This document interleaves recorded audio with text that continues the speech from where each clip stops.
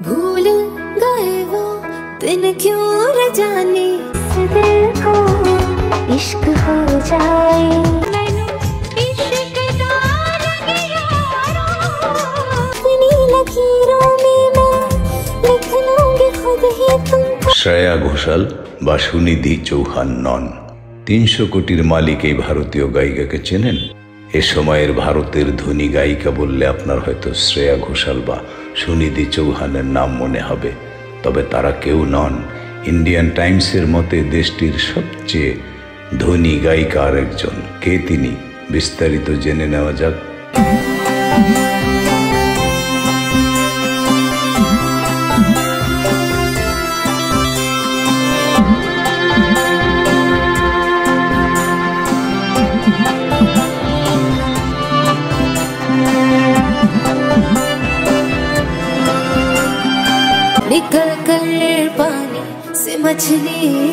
এই গায়িকার সম্পদের পরিমাণ ২১০ কোটি রুপি, যা বাংলাদেশি মুদ্রায় ৩০০ কোটি টাকা।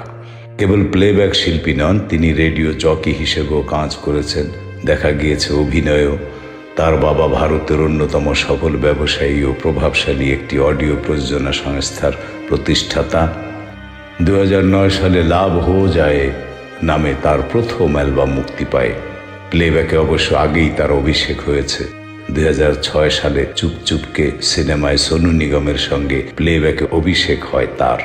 দীর্ঘ কেরিয়ারে প্রীতম, আনু মালিক, হিমেশ রেশমিয়া, আদনান সামি, বাপ্পি লাহিড়ী, সেলিম সুলাইমান সহ প্রথম সারির সুরকারের সঙ্গে কাজ করেছেন তিনি।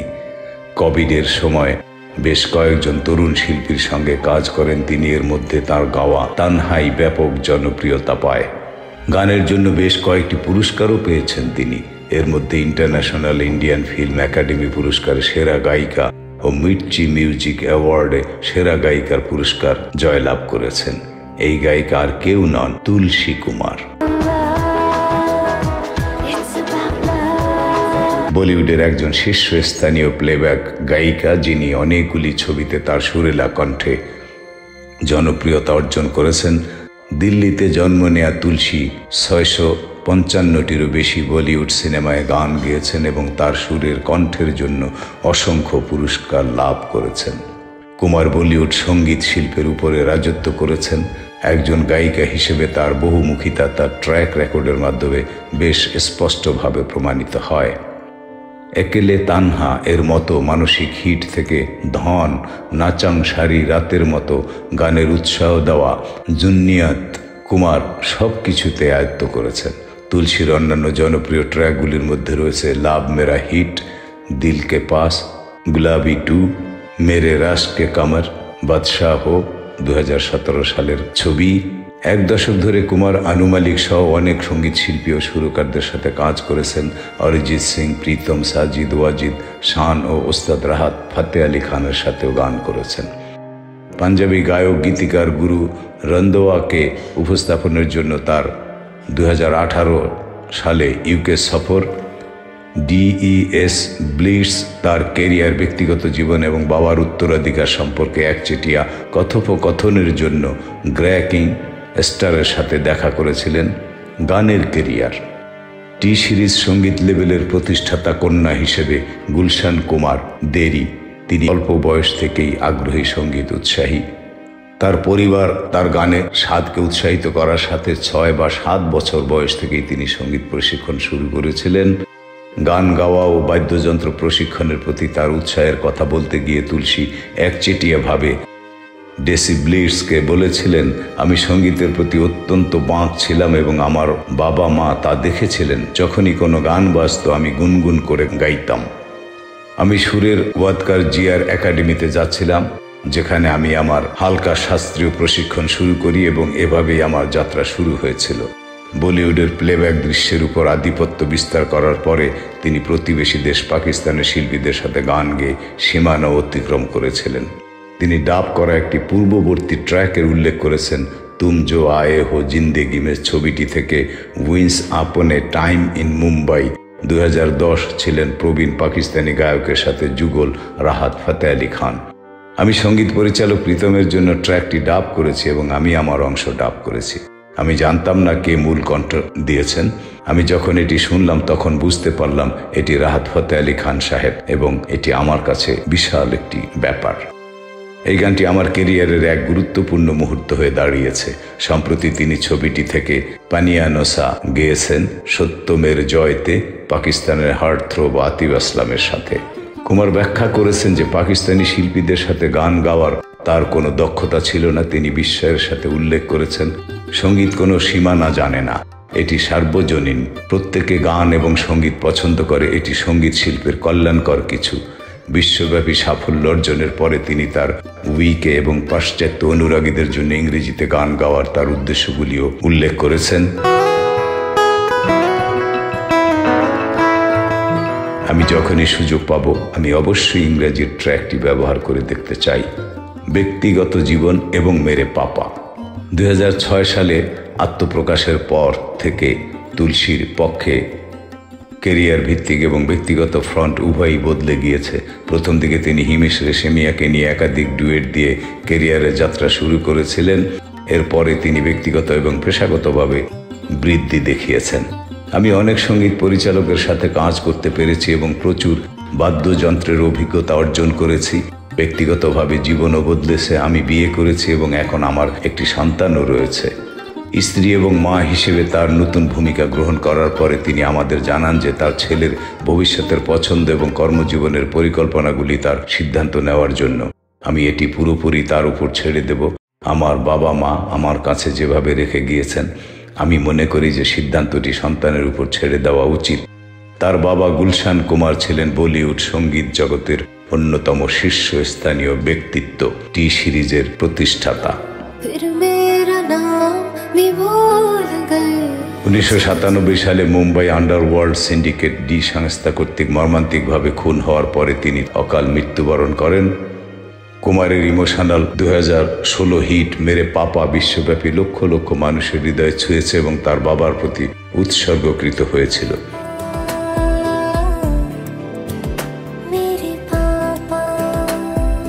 গীতিকার মাস্টারপিসটি টি সিরিজের 30 বছরের বার্ষিকীতে পরিবেশিত হয়েছিল, যেখানে উপস্থিত লোকেরা গুলশান কুমারের প্রতি শ্রদ্ধা নিবেদন করেছিলেন। তিনি আমাদের সম্পর্কে আরও জানান, মেরে পাপা ধারণাটি ছিল এমন একটি ট্র্যাক করা যা সম্পূর্ণরূপে আমার বাবার প্রতি নিবেদিত ছিল। শুধু আমার বাবা নয়, আমি সব বাবাকে বলতাম। এটি ছিল সার্বজনীন আবেগ এবং উচ্ছ্বাস। আমি আমার বাবার সাথে ব্যক্তিগত সম্পর্ক নিয়ে আলোচনা করেছি, তবে এটি ব্যক্তিগত পর্যায়ে যাওয়ার চেয়ে অনেক বেশি। এটি আরও সাধারণীকরণ করা হয়েছে, যেখানে প্রতিটি শিশু এই গানের মাধ্যমে তাদের পিতাদের সাথে সংযুক্ত হতে পারে, পিতাদের সাথে সম্পর্ক গড়ে তুলতে পারে।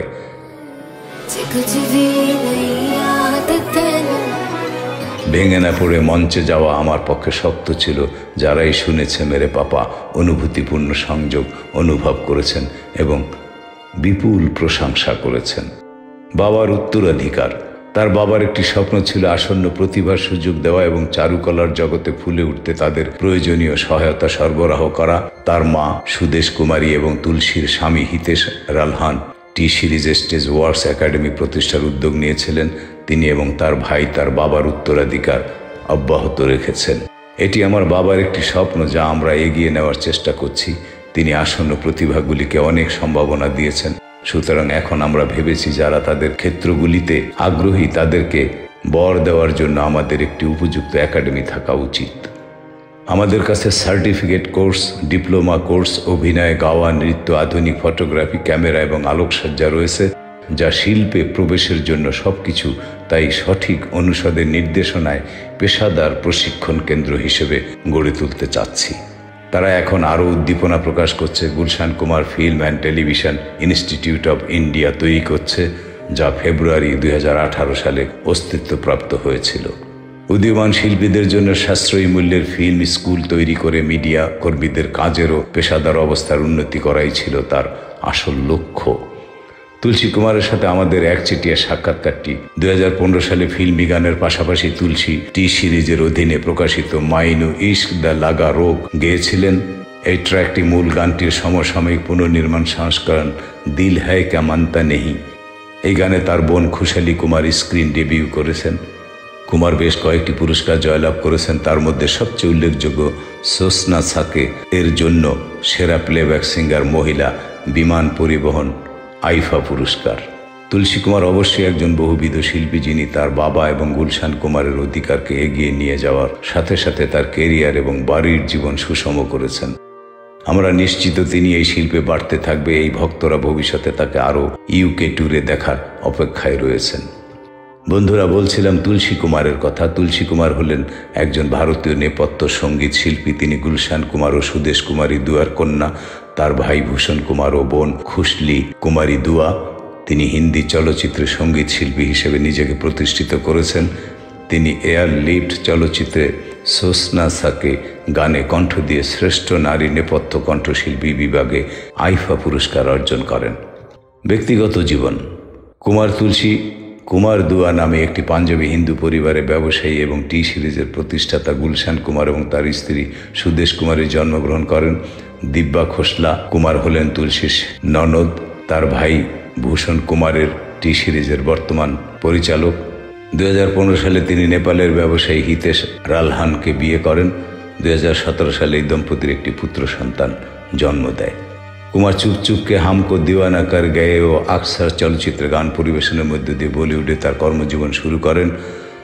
2009 সালে তার প্রথম গানের অ্যালবাম লাভ হো যায় প্রকাশিত হয়। অ্যালবাম প্রকাশের পাশাপাশি তিনি এর শীর্ষ গানের মিউজিক ভিডিওতে অভিনয় করেন। 2010 সালে তার গাওয়া পাঠশালা চলচ্চিত্রের মুঝে তেরি ও once upon a time in Mumbai চলচ্চিত্রের তুম জো আয়ে গান দুটি জনপ্রিয় হয়। এছাড়া তিনি 8x10 তসবির চলচ্চিত্রের হাফিজ খোদা গানের জন্য শ্রেষ্ঠ নারী নেপথ্য কণ্ঠশিল্পী বিভাগে আইফা পুরস্কারের মনোনয়ন লাভ করেন।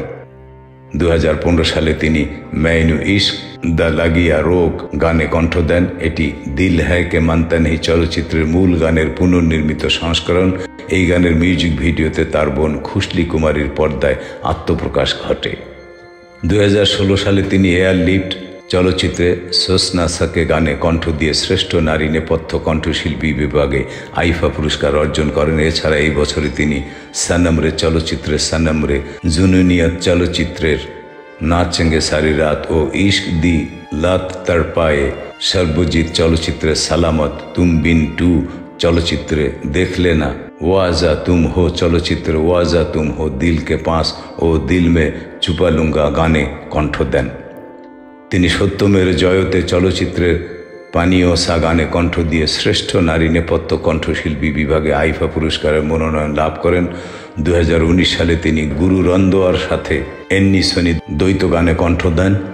তিনি অখিল সসদেবের সাথে কবির সিং চলচ্চিত্রে তেরা বন যাউঙ্গা দ্বৈত গানে কণ্ঠ দেন। এছাড়া তিনি পতি পত্নী और वो চলচ্চিত্রের জন্য 1990-এর দশকের দুলহে রাজা চলচ্চিত্রের গোবিন্দা ও রবিনা ট্যান্ডনের উপর চিত্রায়িত জনপ্রিয় গান আঁখিও সে গলি মারে গানের পুনঃসংস্করণে মিকা সিংয়ের সাথে কণ্ঠ দেন।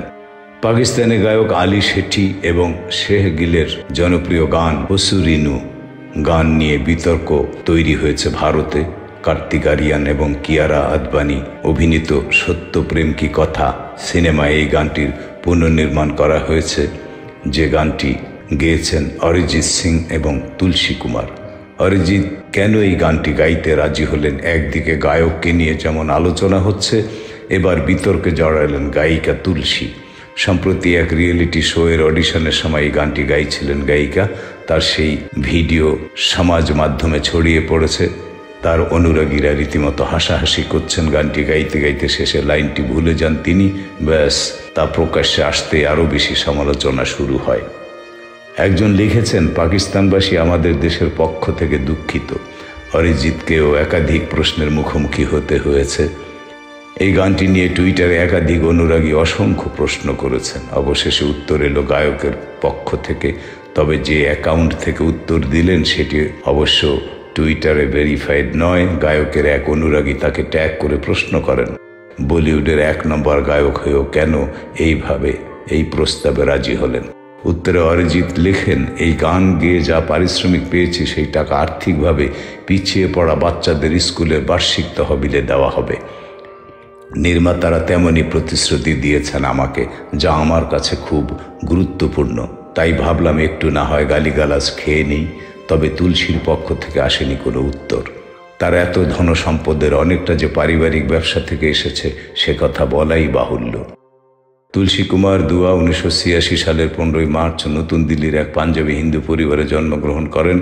তার পিতা গুলশান কুমার একজন রেকর্ড প্রযোজক ও মাতা সুদেশ কুমারী দুয়া, তার ভাই ভূষণ কুমার ও বোন খুশলি কুমারী দুয়া। অভিনেত্রী ও চলচ্চিত্র নির্মাতা দিব্যা খোসলা কুমার তার ভাইয়ের স্ত্রী। তুলসী 2015 সালের 18 ফেব্রুয়ারি হিতেশ রালহানের সাথে বিবাহ বন্ধনে আবদ্ধ হন। 2017 সালের 24 ডিসেম্বর তাদের পুত্র শিবায় রালহান জন্মগ্রহণ করে। বন্ধুরা, এই ছিল ভারতের ধনকুবের সবচেয়ে ধনী অর্থাৎ বাংলাদেশি টাকায় 300 কোটি টাকার মালিক কণ্ঠশিল্পী ও মিডিয়া ব্যক্তিত্ব তুলসী কুমারের সংক্ষিপ্ত জীবনী। বন্ধুরা, আমি একজন বৃদ্ধ মানুষ, আমার বাংলা উচ্চারণের ভুল ত্রুটি ক্ষমা করে দিবেন। সাবস্ক্রাইব করবেন, লাইক করবেন, শেয়ার করবেন। হ্যাঁ, আপনারা আমার ইউটিউব থেকে কিছু কেনাকাটা করলে আমি কমিশন পাবো। ধন্যবাদ।